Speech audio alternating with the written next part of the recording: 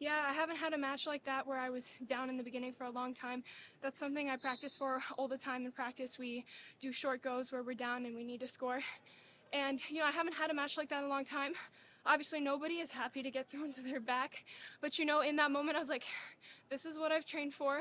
Now I have to prove to myself that all the training I've done in practice for this situation will pay off. And I slowly accumulated more points and I stayed in good position and I readjusted and learned after making that mistake and where I got thrown.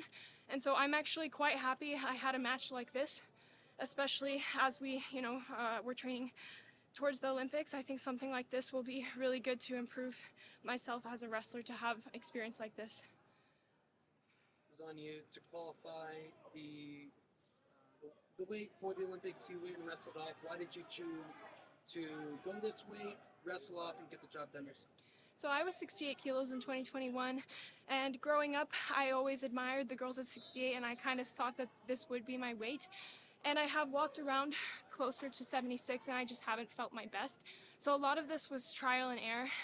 I do feel like, travel, adjusting my weight and, natural fluctuations that happen, it has been a little tough.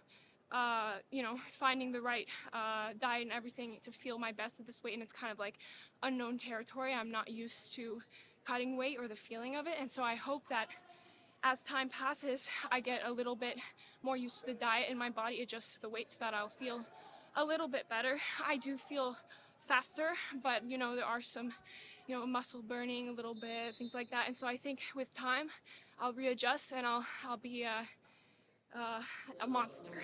Hopefully, yeah. You've won every age level, world championship, seniors. Olympics is the last thing to kind of check off your box. What would it mean for you to get that done?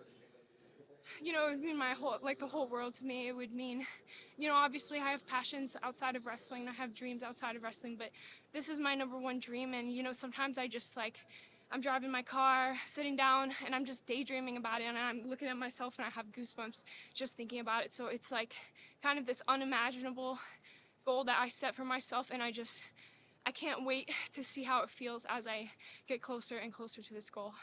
You put yourself in a great spot for the Olympic trials. Take us through the next steps heading into April. I really want to be more disciplined with my training. I have accumulated some little injuries because I'm wrestling after a weight cut.